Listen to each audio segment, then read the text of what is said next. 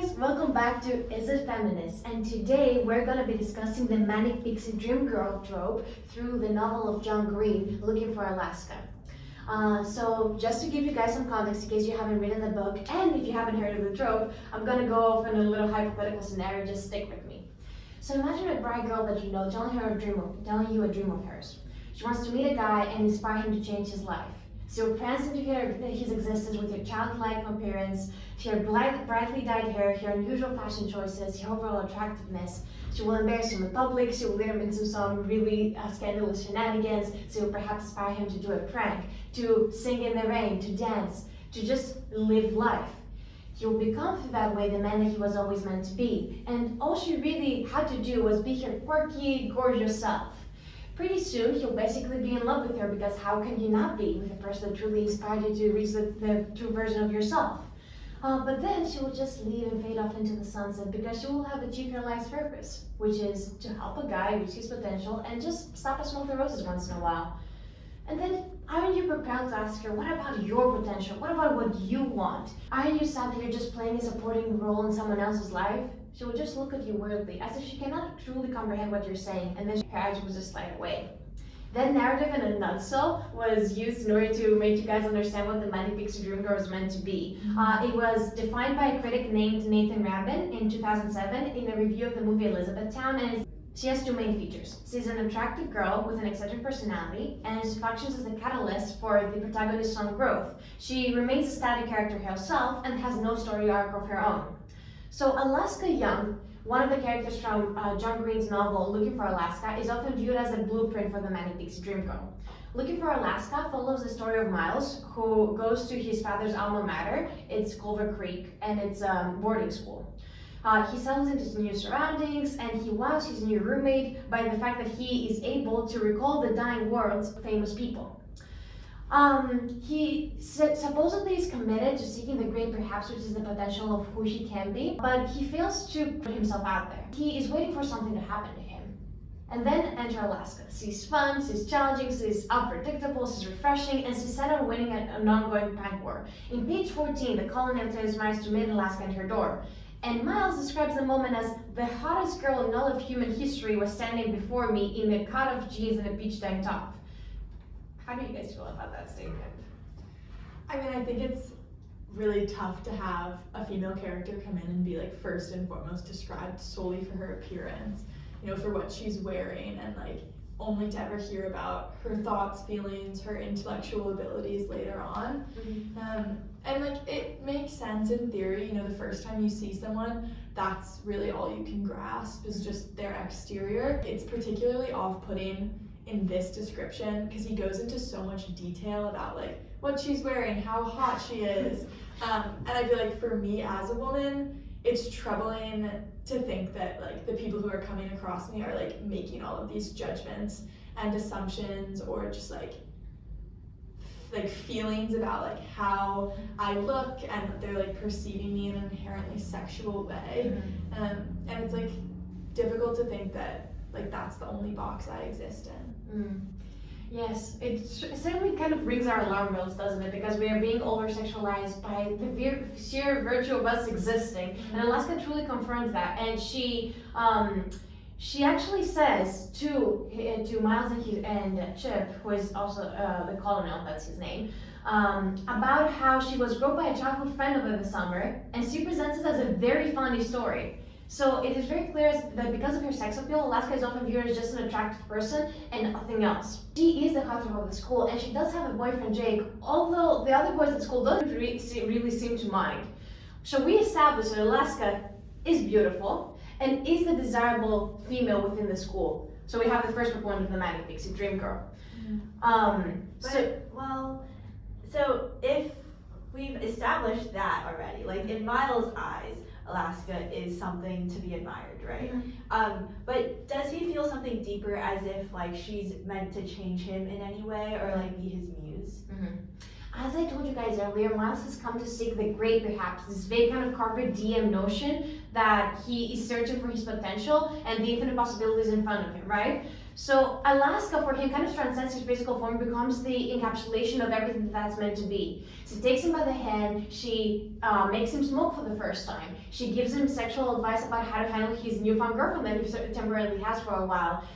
She tells him in one specific scene, you know how sometimes you just want to run back to your house, but you're so far away from it, and the rain is stopping you? It is raining at the time. And he goes, yes. And she goes, run, run, run. And they have that impulsive moment of childlessness, and Miles is just contemplating about how, wow, I have been so constrained my entire life. I have never truly lived, and now Alaska is helping me do that. And a lot of the times Alaska will sit down and talk to him about her own feelings, her own thoughts, but somehow he will always be able to trace it back to himself. One time he says, I had a very hard time at home. I don't like going because there are a lot of ghosts there. And his follow-up thought is, oh, she's telling me this in order to kind of comfort me because I haven't been able to talk to my parents a lot. And it's like, dude, no, she just told you, I don't want to go home, please ask me more about this, right?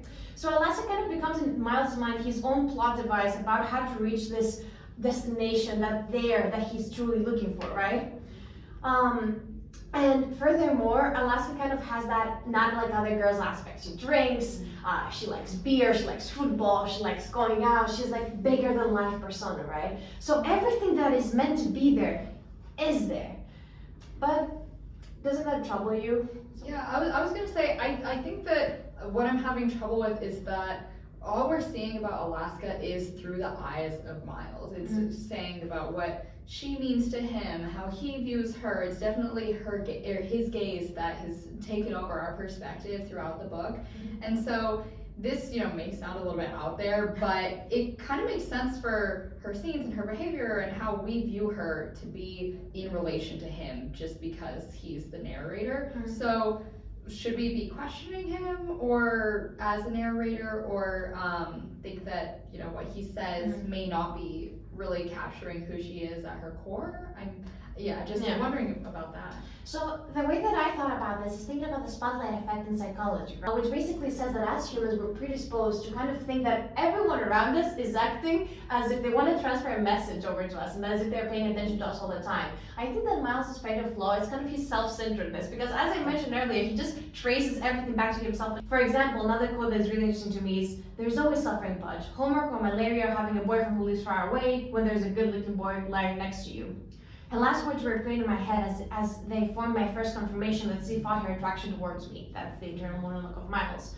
Alaska is currently surpassing the cognitive limits of her peers and talking about this grand meaning of life. And yet all Miles can think about is, oh, this woman is trying to confirm her sexual attraction towards me.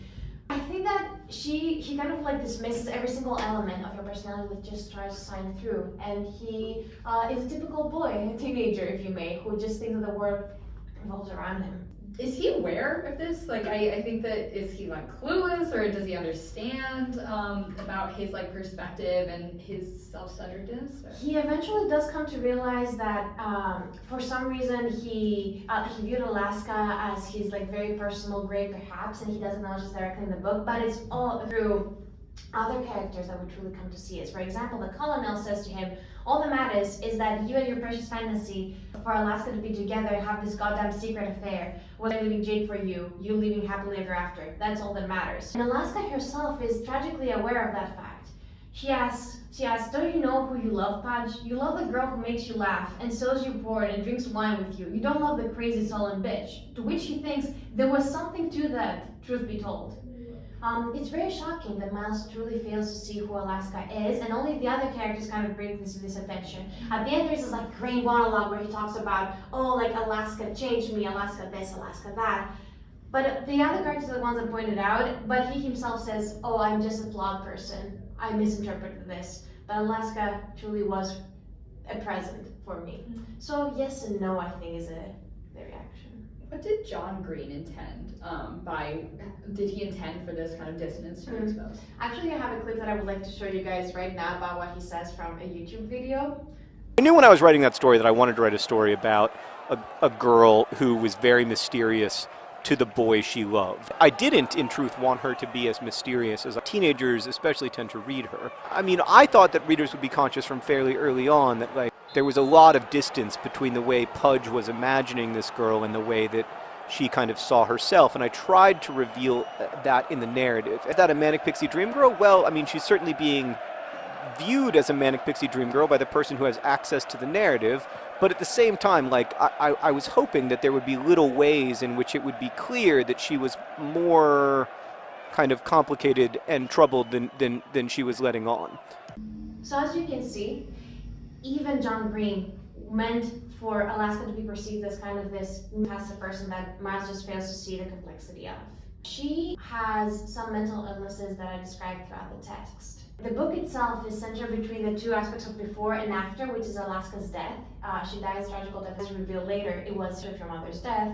She forgot it, so she went to a car drunk and crashed. We do not know if it's a suicide or not, it's never explained.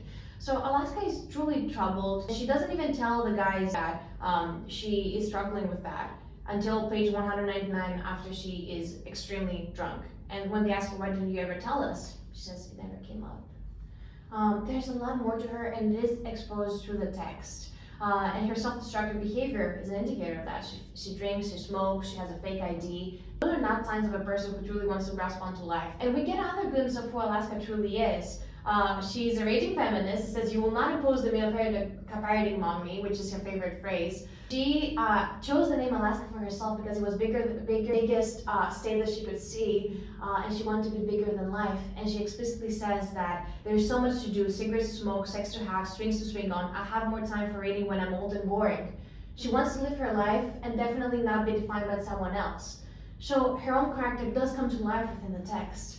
And it's really important to keep that in mind when we discuss it. I was just wondering, after like all of this exposure, this discussion, what do you think? Is Alaska a Manic Pixie Dream Girl, or could she be perceived as an attempt to abolish this trope that is very harmful to women?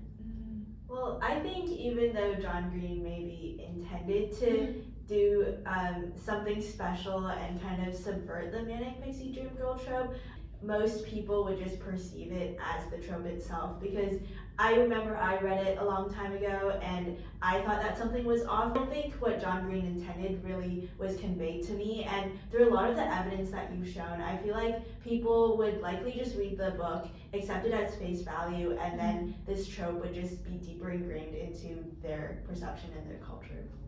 I think that's especially interesting because John Green appeals to a lot of very young audiences.